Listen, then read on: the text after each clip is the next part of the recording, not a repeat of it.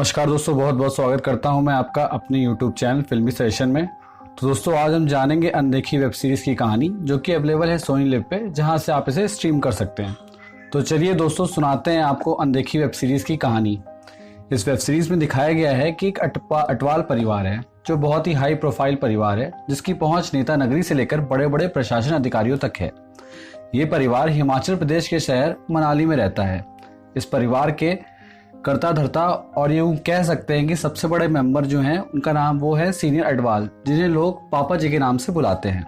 जिनका बिजनेस कहने को तो टिम्बर का है, पर इसकी आड़ में ना जाने कितने गैर कानूनी काम होते हैं। बस यूं समझ लीजिए कि इनके नाम का सिक्का पूरे शहर में चलता है। इनके सारे काम की भाग दौड़ को जो संभालता है, उसका नाम है रिंकू।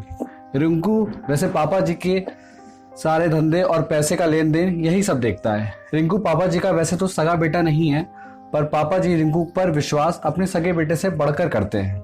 पूरा अटवाल खानदान आज इकट्ठा है दमन के विवाह के लिए। महफिल जमा है, शहर के नामी गिरामी लोग यहाँ इकट्ठा हैं। इस शहर से दूर वेस्ट बंगाल की जगह में एक पुलिस वाले का कत्ल हो जाता है, जिसका मृत शरीर जंगलों में मिलता है। इस केस की इन्वेस्टिगेशन सौंपी जाती है डीसीपी घोष को, जो कि एक सत्यवादी पुलिस वाले हैं, जो सभी नियमों का पालन करते हैं और हमेशा सत्य के लिए लड़ते हैं। इस केस की जांच पड़ताल करते हुए, उन अनसुलझी पहेलियों को सुलझाते हुए डीसीपी साहब पहुंच जाते हैं वेस्ट बंगाल से हिमाचल।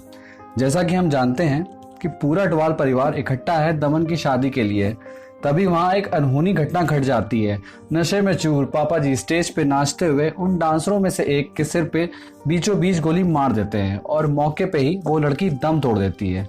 रिंकू उस डांसर की बॉडी को हटवा के सब कुछ नॉर्मल सा कर देता है। एक लड़की की जान चली जाती है, जिसके गवाह ढेर सारे लोग हैं, लेकिन कोई भी इसकी गवाही नहीं देगा, क्योंकि ये एक हाई प्रोफाइल मामला जो ठहरा।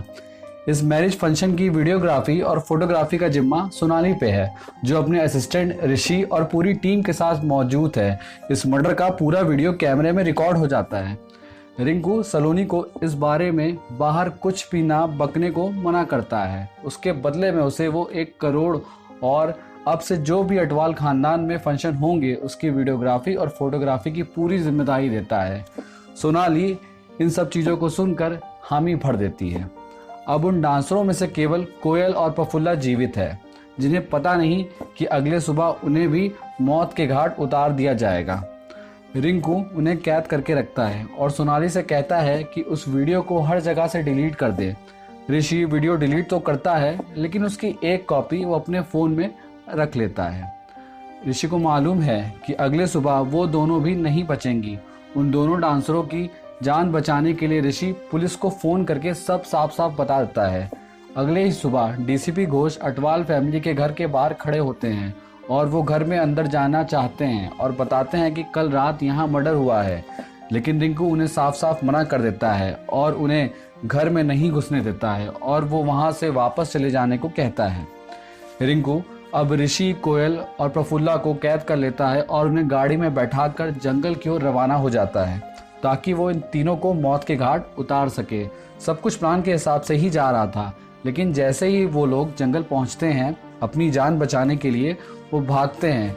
रिंकू के आदमी उन लोगों के पीछे भी भागते हैं। इस भागा दौड़ी के बीच में कहीं प्रफुल्ल अपनी जान खो देता है और केवल ऋषि और कोयल उस जंगल से निकलने में कामयाब हो जाते हैं। इधर डीसीपी घोष से रहा नहीं जाता और वो एक बार फिर से अटवाल फैमिली के घर पहुंच जाता है। इस बार घोष का सामना होता है सीनियर अटवाल से, यानी पापा जी से। घोष उनसे ऋषि के बारे में पूछता है और पापा जी गुस्से में घोष के मुंह पर एक तमाचा लगा देते हैं। तभी गुस्से में घोष उन्हें पकड़कर जेल में सलाखों के पीछे डाल देता है। थोड़ी देर समय बीतता है और मंत्री से लेकर बड़े बड़े अफसरों तक के फोन आने लगते हैं और घोष पे प्रेशर बनने लगता है कि वो पापा जी को रिहा करे। कार्ड वर्ष ना चाहते हुए भी उसे पापा जी को रिहा करना पड़ता है। दरअसल घोष मनाली इसलिए आया था क्योंकि जो पुलिस वाले का मर्डर हुआ था, वो कोयल ने किया था, जो उन डांसरों में से एक है। घोष जान चुका था कि जो ये अटवाल फैमिली का वर्चस्व है, इस पूरे हिमाचल प्रदेश में बहुत बड़ा है और डीसीपी घोष ना चाहते हुए भी रिंकू से डील करता है कि उसे कोयल चाहिए और वे उसे ऋषि को दे देगा। इस बात पर रिंकू और डीसीपी घोष की दोनों सहमति बनती है। इधर ऋषि और कोयल अपनी जान जैसे तैसे बताकर जब जंगल से बाहर निकलते हैं तो ऋषि अपने करीबी दोस्त शाश्वत, जो कि इंडिया 24/7 नामक एक न्यूज़ चैनल में काम करता है, वो सब उसे बताता है और उस क्लिप को दिखाता है। अब सलोनी भी ऋषि की मदद के लिए तैयार हो जाती है, पर तभी सलोनी एक सुझाव देती है, क्यों ना इस क्लिप के थ्रू हम ब्लैकमेल कर सके रिंकू को और कुछ पैसा ऐड सके, और जैसे ही पैसा मिल जाएगा हम इस क्लिप को न्यूज़ चैनल में दिखा देंगे। सभी लोग इस बात से सहमत हो जाते हैं। रिंकू को फ़ोन करा जाता है और एक एड्रेस के पे पैसों के साथ बुलाया जाता है।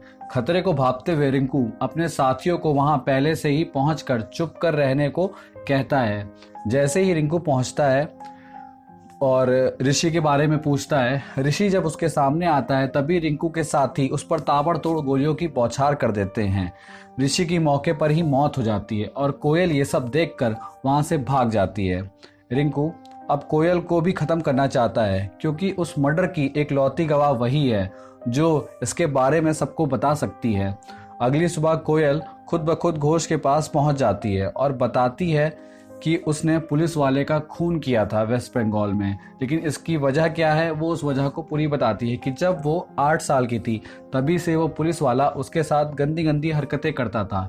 इन सबको वो झेलती गई पर किसी को कुछ ना बता सकी। वो धीरे धीरे बड़ी हो गई। जब वो बड़ी हुई तो उसने देखा कि उस पुलिस वाले की आदत फिर भी नहीं छोड़ी। अब वो अपना शिकार फिर से एक छोटी बच्ची को बना रहा था।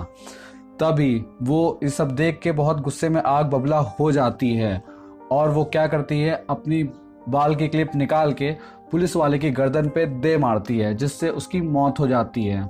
आज वो फिर अपने दोस्त की मौत का बदला लेना चाहती है, जिसका अटवाल फैमिली के फंक्शन पे मर्डर हुआ था।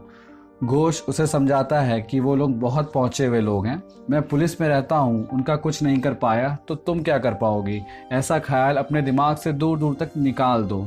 इन्हीं बातचीत के बीच ही दौरान रिंकू के आदमी घोष के घर पे पहुंच जाते हैं और जब वो वहां पर कोयल को देखते हैं तो उसे अकस्मात गोली मार देते हैं। जब उसे गोली मारते तो उसे बहुत सारा खून बहने लगता है और डीसीपी ये चाहता है कि वो वहाँ से उसे ले जाए। तब रिंकू आता है। फिर डीसीपी रिंकू से कहता है कि हमारी तुम्हारी बात तय हुई थी कि मैं तुम्हें ऋषि दूंगा, तुम मुझे कोयल दोगे, तो अब मुझे इसको कोयल को यहाँ से ले जाने दो। मैं इसे हॉस्पिटल ले जाना चाहता हूँ ताकि इसका वहाँ से सही से ट्रीटमेंट हो पाए और मैं इसे अपने साथ वेस्ट बंगाल ले जाऊँ, क्योंकि ये एक दोषी है। थोड़ी कहासुनी होती है, रिंकू तैयार नहीं होता है इन सब चीज़ों के लिए, पर थोड़ी देर बाद रिंकू तैयार होता है कि हाँ चलो तुम जा सकते हो, ले जा सकते हो। फिर वो वहाँ से और फिर क्या करता है, पुलिस वाला लेके उनको निकल चलता है। लेकिन इसी बीच रिंकू अपने आदमियों को आदेश देता है कि जब ये लोग निकलेंगे और बीच रास्ते में होंगे तब तुम्हें पहुंच जाना है और बीच रास्ते में ही कोयल को ख़त्म कर देना है, ताकि वो किसी तरह का भी एक रिस्क नहीं लेना चाहता कि उस मर्डर की गवाही का एक भी सबूत जिंदा हो। आदेश के अनुसार आदमी रास्ते पे पहुंच जाते हैं मिड पे। जब वो वहाँ पहुँचते हैं तब उस एम्बुलेंस का पीछा करते हैं। जब उस एम्बुलेंस को वो खोल कर देखते हैं तब वो वहाँ पाते हैं कि उस एम्बुलेंस में कोयल की बॉडी है ही नहीं, कोई ना वहाँ पे कोई कोयल का प्रॉपर ट्रीटमेंट है। बल्कि जब ये देखता है तो रिंकू पुलिस वाले सवाल पूछता है कि ये क्या है। तभी डीसीपी घोष बताता है कि तुम जहाँ तक सोच सकते हो उससे ज़्यादा हम भी सोच सकते हैं। इसलिए डीसीपी ने एक नई एम्बुलेंस तैनात कर दी थी, जिसके थ्रू वो बहुत सेफली से उसे लेके जा रहे हैं वेस्ट बंगाल की ओर।